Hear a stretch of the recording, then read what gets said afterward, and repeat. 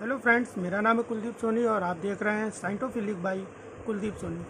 तो आज मैं अपने इस वीडियो में अमीनो एसिड की स्पेसिफिक प्रॉपर्टीज़ को फर्दर डिस्कस करूंगा। इसमें कुछ अदर अमीनो एसिड्स की प्रॉपर्टीज़ को भी देखूंगा। तो ये specific properties of amino acid का सेकेंड पार्ट हुआ। तो इसमें हम लोग देखते हैं पहला दो अमीनो एसिड्स और एक साथ पढ़ते हैं। ठीक है, इसमें हर अमीनो एसिड्स के बारे में हम लोग धीरे धीरे जानते चले जाएंगे। तो दूसरा अमीनो एसिड होता है आइसोलिसिन और दूसरा इसके बाद और कौन सा है, थ्रियोनिन। सबका मैंने जो सिंगल लेटर एक्सप्रेशन है वो भी दे रखा हुआ है। इससे पहले हम लोगों ने 3 अमीनो एसिड्स के बारे में जान रखा। क्या क्या जाना, एक तो ग्लाइसिन के बारे में, ग्लाइसिन का सिंगल लेटर एक्सप्रेशन था G, एलेनिन, एलेनिन का A और प्रोलीन का P। तो वहाँ पे कुछ भी याद नहीं रखना। ऐसे आइसोलिसिन और थ्रियोनिन में भी कुछ याद नहीं रखना, सिंगल लेटर एक्सप्रेशन I और T सेम है।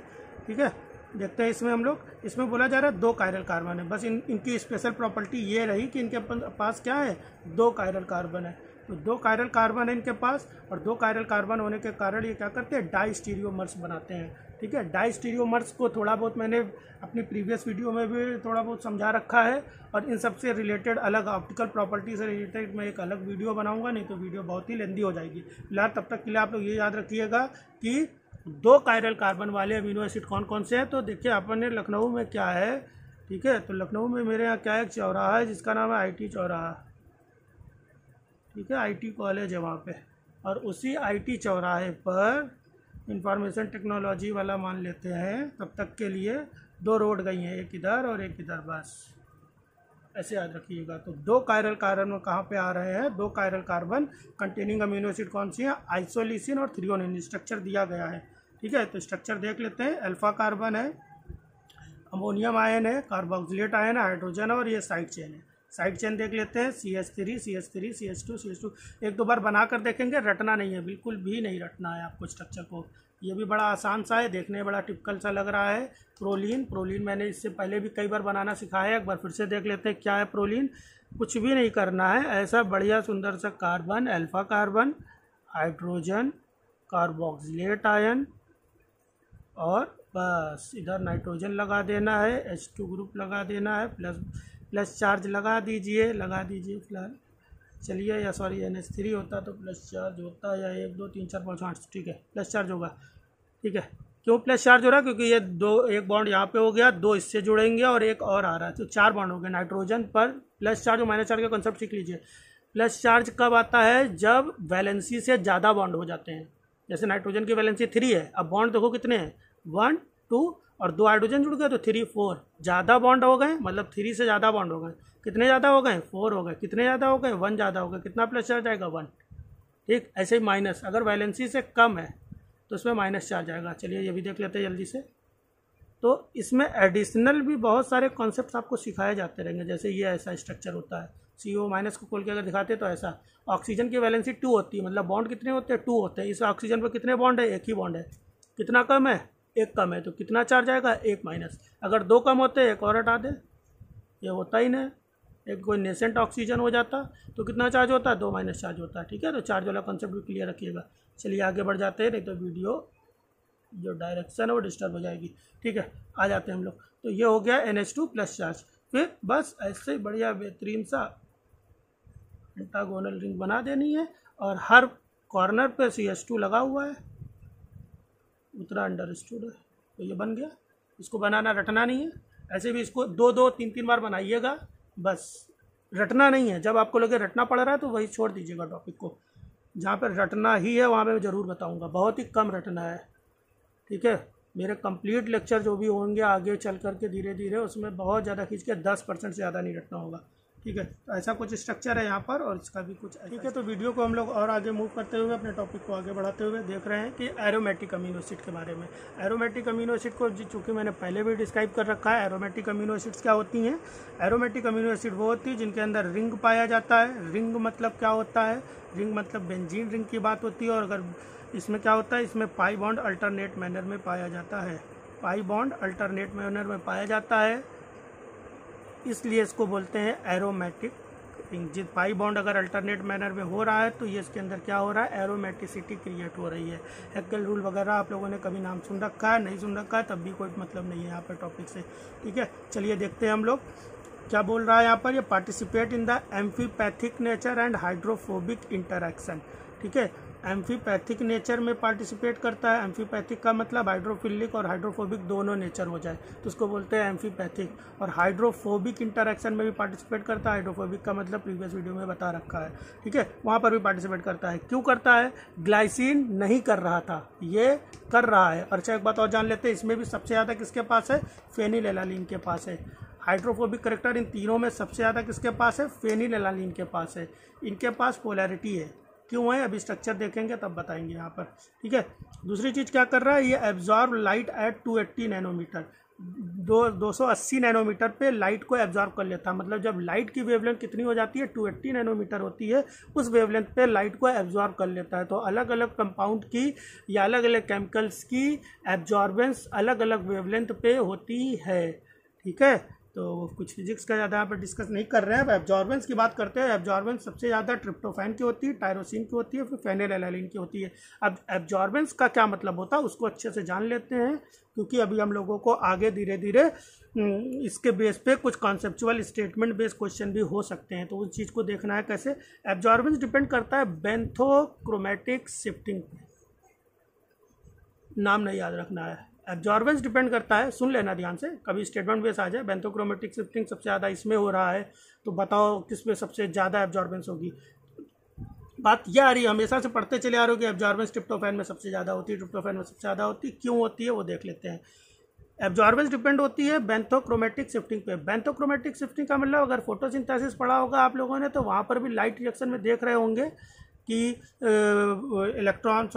फोटोन के एब्जॉर्प्शन के कारण पाई बॉन्ड की शिफ्टिंग हो रही थी, वैसे यहाँ पर भी होता है। अब बेंथोक्रोमैटिक शिफ्टिंग क्या मतलब क्या होता है कि जब पाई बॉन्ड अल्टरनेट मैनर में पाए जाते हैं, मतलब ये पाई इमेजिन कर लेते हैं, सिग्मा पाई ऐसा कुछ ड्रामा चल रहा है, सिग्मा, ठीक है। अब इधर साइड चेन भी लगा लो, ये देखो कुछ भी मैं बना रहा हूँ, पता नहीं क्या बन रहा है, ठीक है। सिग्मा पाई, ठीक है, ये अलग है थोड़ा, इन सबसे रिलेटेड नहीं है। तो यहाँ पे देख लेते हैं pi bond sigma bond alternate manner में। जब अल्टरनेट मैनर में होता है और जब इसके ऊपर लाइट फॉल होती है, तो लाइट के फॉल हो जाने के कारण ये क्या करते हैं? लाइट को एब्जॉर्ब कर लेते हैं, एब्जॉर्ब करके अपने बॉन्ड को रोटेट करा देते हैं, ठीक। ये पाई सिग्मा में, सिग्मा पाई में चेंज हो जाता है, रेजोनेंस क्रिएट करते हैं या रेजोनेंस शो करते हैं, ठीक है। और इस तरह की शिफ्टिंग को बोलते हैं बेंथोक्रोमैटिक शिफ्टिंग। बेंथोक्रोमैटिक शिफ्टिंग कब होती है? जब लाइट के कारण होता है, केमिकल्स के कारण, इलेक्ट्रॉन पेयर के कारण नहीं, लाइट के कारण, ठीक है। तो अब जितना ज़्यादा अल्टरनेट मैनर में बॉन्ड होगा उसमें उतना ज़्यादा एब्जॉर्बेंस होगी, बस। अब देख लो ट्रिप्टोफैन का स्ट्रक्चर दिया हुआ है। अल्टरनेट मैनर में अगर बॉन्ड की बात करते हैं पाई बॉन्ड की, तो पाई सिग्मा पाई कितने बॉन्ड हो रहे हैं? 4 बॉन्ड हो रहे हैं अल्टरनेट मैनर में, ठीक है। जबकि इसमें देख लेते हैं, इसमें सब में 3 ही बॉन्ड हो रहे हैं। तो सबसे ज़्यादा ट्रिप्टोफैन में एब्जॉर्बेंस हो रही है। एक बात और जान लेते हैं, दूसरा जो है वो टायरोसिन हो रहा है। फिर आपके मन में क्वेश्चन आ गया कि सर ये टायरोसिन दूसरा क्यों बन गया, ये दोनों बराबर क्यों नहीं हो गए? क्योंकि टायरोसिन में ध्यान देते हैं सिग्मा पाई, मतलब 3 तो अल्टरनेट आपको दिख रहे हैं, ठीक है। सिग्मा पाई मतलब पाई 3 बार आ रहा है। लेकिन एक बात और ध्यान लेते हैं, साइड में आ जाते हैं। सिग्मा और ऑक्सीजन मैंने बता रखा, ऑक्सीजन के पास 2 लोन पेयर होते हैं, 1 और 2, ठीक है। और शिफ्टिंग में, रेजोनेंस में कौन पार्टिसिपेट करता है? रेजोनेंस में लोन पेयर भी पार्टिसिपेट करते हैं, तो शिफ्टिंग में ये भी पार्टिसिपेट कर जाता है, इसलिए टायरोसिन सेकंड नंबर पे आया। और दोनों की एब्जॉर्बेंस अगर कंपेयर करते हैं तो इन दोनों के बीच में एब्जॉर्बेंस का रेशियो कितना होता है? 4:1 का रेशियो रहता है। क्लियर हो पा रही ना बात? मतलब अगर ये 400 इनकी कहीं पर एब्जॉर्बेंस हो रही, यूनिट कुछ भी मान लेते हैं, हाथी घोड़ा कुछ भी, तो इसकी यहाँ पर कितनी हो रही है? 1, उसके कंपैरिजन में 100, ठीक है। अगर ये 400 है तो ये 1 है, ठीक है।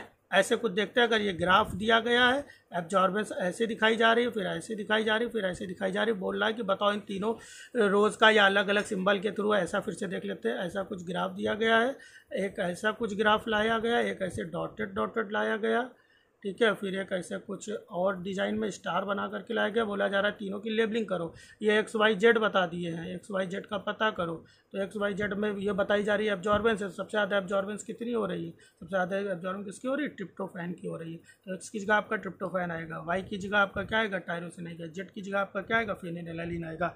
जबकि हाइड्रोफोबिसिटी सबसे ज़्यादा किसके पास आ रही थी? फेनिलएलानीन में, ठीक है। हाइड्रोफोबिसिटी सबसे ज़्यादा किसके पास है, फेनिलएलानिन में। इसमें साइड चेन ये लग करके पोलैरिटी आ रही है और इसमें नाइट्रोजन के पास लोन पेयर है, यहाँ पर भी पोलैरिटी आ रही है। ठीक है, नाइट्रोजन के पास भी लोन पेयर होता है। लोन पेयर कंटेनिंग एलिमेंट कौन से हैं, स्पॉन है, सल्फर, फास्फोरस, ऑक्सीजन और नाइट्रोजन, इनके पास लोन पेयर होता है। दूसरा बोला जा रहा है ट्रिप्टोफैन की जो रिंग होती है उसको इंडोल रिंग बोलते हैं।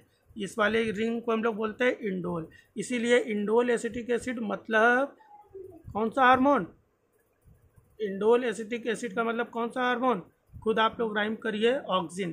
तो ऑक्सिन के अंदर हम लोग बोलते हैं इंडोल एसिटिक एसिड को हम लोग क्या ऑक्सिन कहते हैं, और उसके अंदर कौन सी रिंग होती है, इंडोल होती है। उसका प्रिकर्सर कौन सा होता है, ट्रिप्टोफैन। तो रटना नहीं है, ऑक्सिन का प्रिकर्सर ट्रिप्टोफैन होता है। ठीक है, तो इस तरह से तीनों का स्ट्रक्चर दिखाया गया और मैंने थोड़ा सा कलर पेन रेड से इसलिए बनाया कि देखो तीनों में अंतर क्या आ रहा है। इतना जितना ब्लू है उतना सेक्शन सेम है, जो रेड आ रहा है बस वही इधर से इधर में अंतर। इसमें देखो OH लग गया हुआ है। ठीक है, फेनिलएलानिन का स्ट्रक्चर बनाना बहुत आसान है। मैंने बोला था सेकंड मोस्ट सिंपलेस्ट जो है वो कौन है, सेकंड मोस्ट सिंपलेस्ट आपका एलेनिन भाई जी है। एलेनिन भाई जी जो हो गए वो सेकंड मोस्ट सिंपलेस्ट हो गए। ऐसे बना लो, C डबल बॉन्ड O- और NH3 लगा लो इधर प्लस। ठीक है, और ये आपका एलेनिन हो गया CH3, ये आपका एलेनिन हो गया। ठीक है, देख लेते हैं। एलेनिन में आया फेनाइल, फेनाइल मतलब फेनाइल रिंग। फेनाइल रिंग किसको बोलते हैं, बेंजीन रिंग को फेनाइल रिंग भी बोलते हैं, ध्यान रखिएगा। बेंजीन के ऊपर OH लगा दोगे तो फेनॉल हो जाता है। ठीक है, तो H हटाया और H के ऊपर फेनाइल ने कहा भैया हमको भी इसी में ऐड कर लो ना, तो फेनाइल भी ऐड हो गया और बनने वाला स्ट्रक्चर क्या कहलाया गया, फेनाइल एनालिन। फेनाइल एनालिन का स्ट्रक्चर बता दिया, OH लगा दिया अगर टायरोसिन, और साइड में एक चैन और लगा, इसको जरा ध्यान रखिएगा, एक बार बना के देखिएगा तो हम लोग का क्या बन जाएगा, ट्रिप्टोफैन। ठीक है, तो अपनी नेक्स्ट जो वीडियो होगी इसका थर्ड लेक्चर होगा, उसमें हम लोग फर्दर अमीनो एसिड्स के बारे में और डिस्कस करेंगे। इसी तरह से लगातार हम लोग सारी अमीनो एसिड्स को डिस्कस करते रहेंगे। अगर आपको मेरी ये वीडियो अच्छी लग रही है तो रेलिवेंट स्टूडेंट्स से आप शेयर करिए, खूब ढेर सारा सपोर्ट करिए। तब तक के लिए धन्यवाद, अपना खूब सारा ख्याल रखिए।